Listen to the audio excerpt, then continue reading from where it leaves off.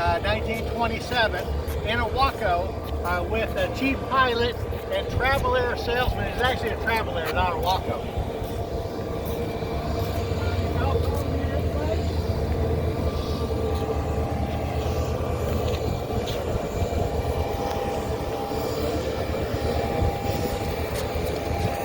Hill Wing Education Center. This is our brand, that's our logo. It takes the Flying Tiger from Tex Hill's American Volunteer Group days. Does anybody know where that tiger came from? That was designed, believe it or not. You know, don't you, Greg? By the British. Walt Disney. Oh, that's right. Walt Disney designed that logo. That's right. That's on Tex Hill Wings airplane. This is our primary flying airplane. We call it O Yeller. It's a 1942 SNJ. It's a type of airplane that Tex Hill certainly would have trained in the Navy. You'll see this airplane in there. We fly it very often. It was originally assigned to Naval Air Station in Pensacola, and it trained gunnery training at Pensacola at the Naval Air Station there. If you look here, this is a rendering of where we want to go with the Education Center. We're standing right here. And we'd like to put this graphic artwork on this side, and we'll have graphic artwork on the street side as well. This is a artist concept of the Education Center itself. And you can see in here we would have museum place, place for a little store. What do they call those stores? Souvenir shop. We have educational facilities, classrooms, and perhaps even a theater. But this is the ultimate direction we're going for the Education Center right here. You'll find these signs on the doors, and you'll find one of these signs on the street side as well.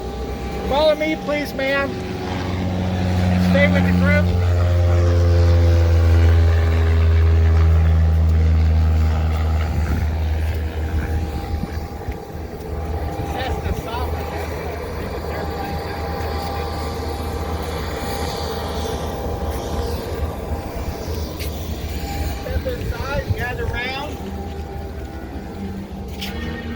Inside, gather around, please. Ma'am, it's not safe to be by yourself out there. Please stay with me. Normally, when you visit the Education Center, you would enter from street side. We'll walk that way and act like that's where we entered from. Look at the parking lot. We have 10 parking spots that are out there. We've got a sign on the front of the building. It's just a real good place to enter from, and our street side presence is becoming more and more presentable as we go down there. So follow me this way. We'll start the tour down here.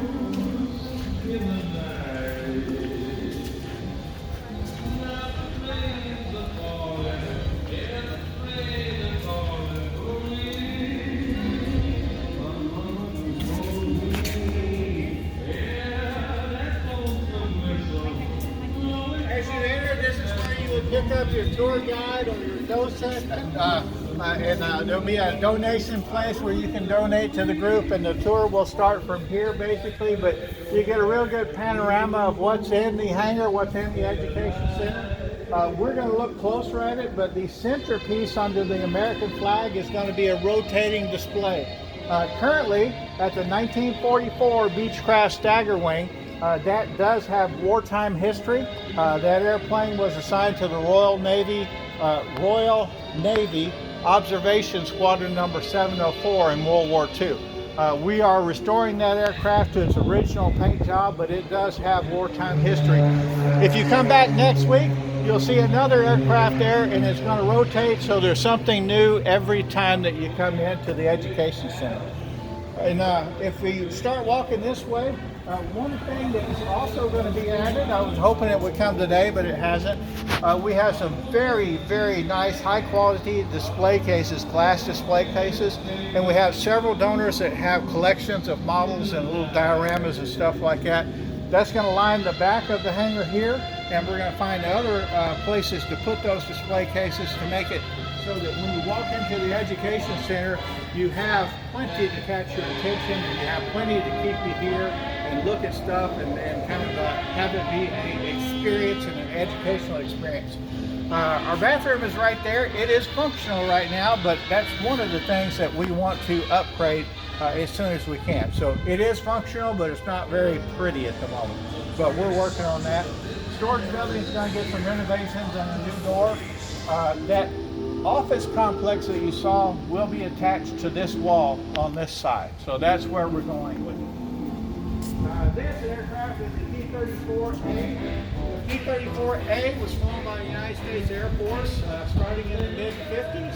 And it spent about 10 years in the inventory, primary trainer for Air Force pilots.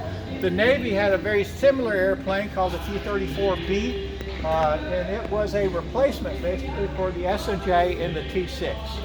So the paint job you see on this is not what it would have had in the 1950s, but it does represent Tex Hill's Flying Tiger P-40. So we kind of like the paint job. But this airplane is owned by a group called Tiger Squadron. Tiger Squadron works a lot with us, and they've given dozens of rides to our cadets, and we have a very good working relationship with the owners of this aircraft. This is a really good place to view the stagger wing, and we'll get closer to it a little bit. But you can see the Art Deco design in this. This airplane was originally started, they were built in the late 1930s as a businessman's airplane. It's competition where airplanes like the Beechcraft Bonanza, the Cessna 195, very efficient, very fast, very roomy in the back seat. But you know, World War II hit, and they found a very good use for it as observation aircraft, and the British took advantage of that for at least a year in World War II. There's a little sign there that talks about Dream Flights. It's another nonprofit organization we cooperate with quite a bit. They give free rides to veterans all over the country in Stearmans. They're about to give their 7,000th flight in a Stearman. Frosty volunteers for Dream Flights quite a bit too, does ground ops for them and that sort of thing. But we have a great relationship with them, and typically in the off season we'll have one of their working airplanes on display here as well. There's a sign here that talks about the Cessna 172. Across the street are facilities for the Civil Air Patrol. The Civil Air Patrol works well with us. We have a lot of similarities with our mission. They have cadets at the Civil Air Patrol. Many of those cadets are also cadets with the Tex Hill Wing. But we have a great relationship with the Civil Air Patrol. When they're not using their airplane, it will be on display right here.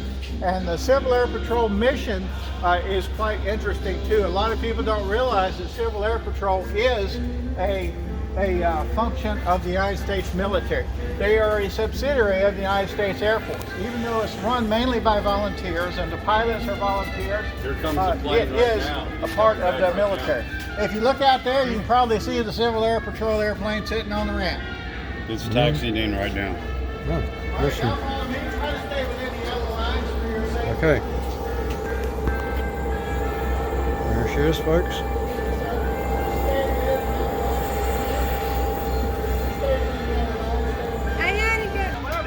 We are very proud of our education. Where'd she go? She said she had Ma'am, please stay with the group. This aircraft was built by high school students. It's a Vans RV-12. The aircraft parts come in a kit, and the high school program at Southwest High School is really good, and they had mentors that helped those students build this aircraft. So they started from parts and pieces, built the aircraft, and it is now operational. It flies. Many of those high school students have flown in it. It's now for sale, and they're going to use the proceeds from the sale to start a whole new project at Southwest High School. They have been partners of ours. We have worked closely with them during this build and with the students at Southwest High School and other schools too. We have a really good relationship with Harlandale School District and some of the other school districts. So we just started a relationship with Washington. Is that a high school or a junior high? But several groups, educational groups that are in the city cooperate with us. We also cooperate with many of the colleges, community colleges, and that sort of stuff in San Antonio. So it's kind of a collecting melting pot for all of these educational entities. Ladies and gentlemen, right here is Old Yeller. Old Yeller is kind of near and dear to us. Old Yeller has spread the name of Tex Hill Wing all over San Antonio, and it has been an ambassador for our community service. Old Yeller flies very often. Old Yeller has had missions where we fly cadets, we fly members, we fly notables, we fly veterans, we fly... I'm sorry, sir, go ahead. No, I know Was I not somebody else- progressing in my speech adequate to your... You flew the Archbishop. Would you let me get there? Yes, sir. Okay, like I was trying to say earlier, this has been an ambassador for our community service programs at the Tex Hill Wing. Missions in this have included flying cadets, flying veterans, senior citizens. We've honored local notables. Our city councilman has flown in this airplane. One of the missions we're most proud of was back during when COVID was very restrictive and it was a kind of a real bad time for San Antonio. The San Antonio Archbishop flew in this airplane where we found 32 different significant religious sites all over San Antonio. Literally hundreds of thousands of parishioners came out to witness the Archbishop, and the Archbishop blessed the city. And that was a very significant event during COVID when the attitude and morale in San Antonio was very low. So we're very proud of Old Yeller, and it is definitely a service to our community. If you'll follow me, this machine is something we're proud of too. We had a issue with our cadets. We have a very large active cadet program. We were discovering that in that cadet program, transportation was one of our limiting factors. So we would have high school kids that wanted to come out, wanted to see us, wanted to do things, wanted to do field trips with us, and they had no way to get here. So we had one of our very generous donors basically buy this van and give it to us. So the kids designed the logo for the van. It is now painted up to display us and our trademarks and the Tex Hill Wing. And this van has driven hundreds of miles, probably thousands of miles by now, with our cadets doing various things. Once a year we take a trip to Dallas. The cadets, many of them from the kind of economically oppressed South Side, have enjoyed trips in this van and field trips in this van.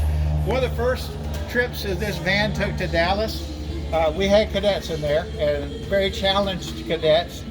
One of them gave me a call. He said, Mr. Bond, Mr. Bond. I said, yes, Cameron, what is this? He says, you're not going to believe this. I said, what?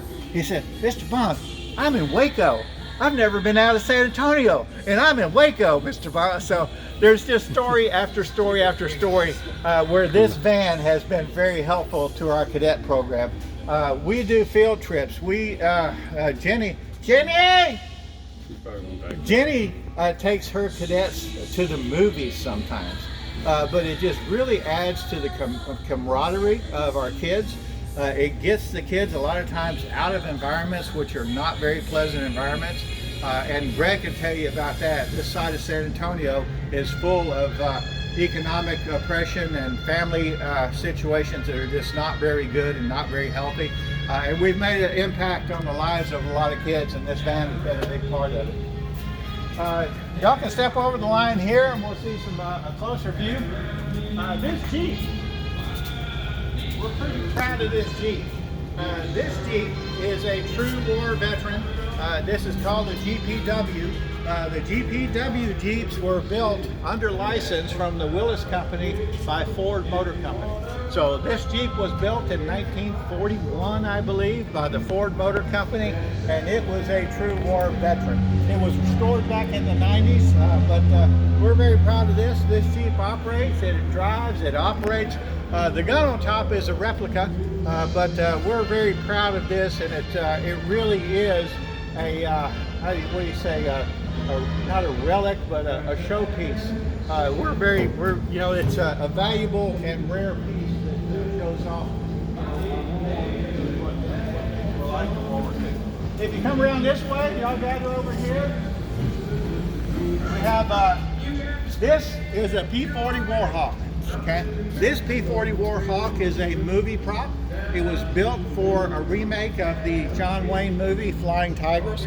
The company that started that movie built about 10 of these. They ran out of money. The movie never got made, but I found these out in the desert in California. I found out who owned them, and the owner of these airplanes donated 2 of them to us. So we took delivery of these, and we took 2 of them, we put it into one, and we're making this basically a diorama, static display diorama that shows what a day in the life of Tex Hill might have been like when he was in the American Volunteer Group.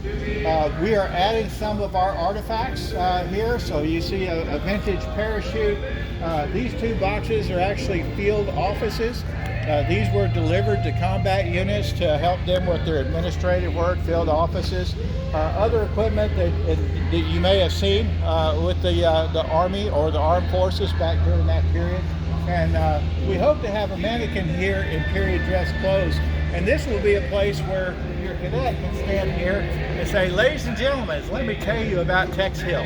Tex Hill joined the Navy, and after the Navy, he became part of the American. You can see a cadet here giving a story about the American Volunteer Group and Tex Hill while he's standing right here with this artifact. And we're just kind of, I look forward to this little section being a static display and a centerpiece for our educational activities. All right, y'all follow me this way. Anybody know where that woman went? She probably went back to Hangar 3. To get a better look at our stagger wing beach, this is a rare aircraft. It is even more rare in that this aircraft has actual combat history with the Royal Navy, and you can look up Observation Squadron number 704. That is where this airplane was assigned for that last year of World War II.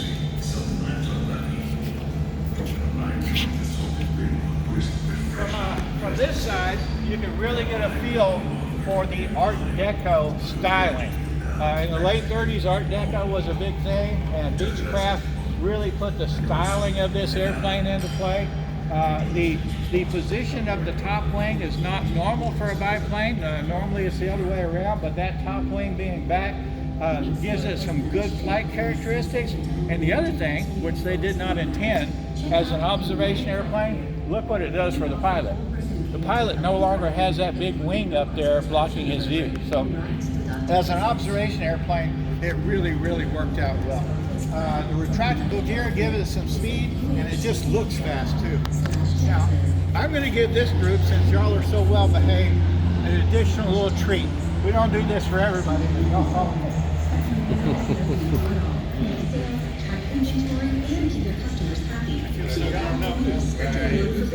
I'm going to open this door, and a couple things I want you to notice. One is some aircraft have a very particular smell to them. This smells like a World War II vintage aircraft, and I think it's a lovely smell. If they could just put it in a bottle, it would be perfume or cologne. Also look back here, remember this was designed as a business airplane. The back seat is very voluminous. Ooh, that's a good word, voluminous. So much room in the back seat. And that's where your business travelers would have been. They probably would have had their own personal pilot flying up front. And then the cockpit, however, is a little bit cramped. I've flown this airplane quite a bit, and my knees don't fit, things don't fit, but it's still a very cool airplane. So y'all go ahead and poke your head inside, take a look at the cockpit, the back seat. Tell me if you notice a particular smell. Dennis, do you smell that? I can smell it from here. Oh, yeah. Oh, It's like it's full of pastry. Yeah. That's pretty well. isn't that cool? Yeah. It has a very complicated fuel system though. When I fly this, I have to teach the right seat pilot how to be a plumber, because all of the fuel valves and controls are way over on the right side. So if you're flying from the left side, you can't even reach them. But there are 5 different fuel tanks. There are 2 fuel tanks up in the top wings, 2 fuel tanks in the bottom wings, and 1 center tank. And then there are 2 valves on the right side that determine which one of those tanks is active and which one is feeding at any given time. And because gravity flow up here and mechanical fuel pump down here, how you feed fuel and when you feed it can be very critical. So yes, you can all fly with me, but I have to teach you how to be a plumber. Yeah, because that's kind of, I still don't understand that. How they designed it. Let me slip by here. If you were to burn from the lower tanks too early, what happens is the gas from these upper tanks comes down and fills up the lower tanks. So you might think you've got a full tank up here because you haven't been burning this. breathing tanks, yeah. Well, okay. not so fast, because it's found its way down there. So generally the initial operations are off the center tank. It has a mechanical wobble pump like some of the older airplanes do until the mechanical engine driven fuel pump takes over. And then you burn off the top tanks because you don't want fuel unknowingly to seep down to the bottom. You want your quantity to be a known thing. And it does have gauges, and it's always nice to have the gauge represent what's actually in the tanks too. So it can be tricky. But if y'all want to poke your heads inside, it's worth it. It's a rare airplane. I've been in there. Have you smelled it? Yes. Craig, have you smelled it? I've been there before. Go I'll update your smell. just head in. Yeah, no.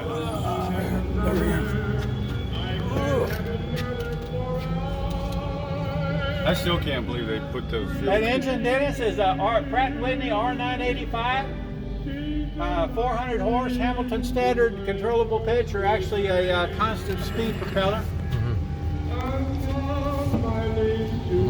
Isn't that cool? Thank you. And this is a really beautiful paint job. We have a but question. We have a question. Yes. Can you tell us how the, I've heard that it's an interesting way the landing gear retracts. Yes. The landing gear is hydraulic or electric mechanical. There's basically a bicycle chain in there. And when I say bicycle chain, it's the same chain that you had on your Schwinn bicycle. There are sprockets in there, so you'll recognize from your Schwinn bicycle. Okay, so the mechanics of that gear retraction system literally on a bicycle chain and sprockets like your bicycle. There is an electric motor that will run them up and run them down. So there's a little switch when I put it up or I put it down. The electric motor runs that bicycle chain through a sprocket connected to that side. It sounds like if you ever put bolts in a coffee can and shook up the coffee can, that's what it sounds like, but that's normal. Now, if your electric motor fails, there's actually a handle attached to one of those sprockets, so literally you crank down a bicycle chain until the landing gear is deployed. It sounds very rudimentary or very simple, but it is very reliable. It's just like you had to on your bicycles. You have to keep the chain maintained and lubricated and make sure that the sprockets are not worn out, that sort of stuff. I think Frosty's trying to show you the bicycle chain. Sure. Let's take a look. Yeah, right there. Pretty cool. Okay, thank you. Sorry, what's that? Your head when you come up. No, it's not the ice, it's just paint. Showcase paint.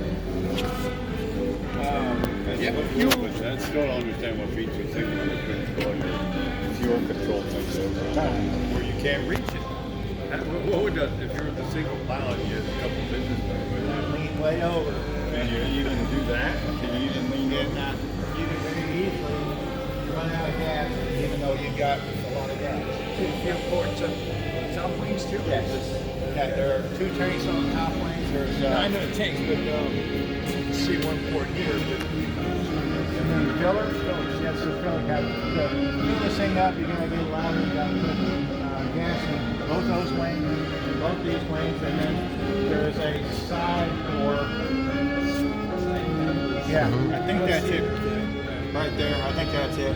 Where you put it in. just need a special ladder because this. I have a question. Do you still access the top wing tanks from the front, even though the top wing is set back? You don't. I've never put gas in the top tank, so I don't know. I saw the fueler use a ladder last time from the back, but I bet you could access it over the top. I just haven't crawled up there myself. Okay. That's a good question. Man, you sure can't see anything going forward on the tank either.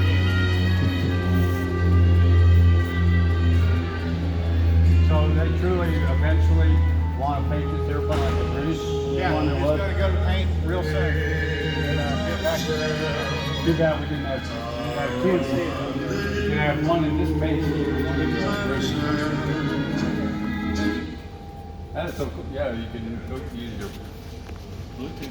That music, yeah, it's great. That makes a difference in here, doesn't it? Still, you have to crawl over that. I think you could probably wrench that cap from the front, but it'd be hard to see. I think a ladder from back here might be the preferred. Uh-huh. Oh, yeah, I see the cap. Neither method looks easy to me. Mm-hmm. And these are counterweights, right? Yeah, yeah, yeah. All right, well, if y'all would follow me out this way.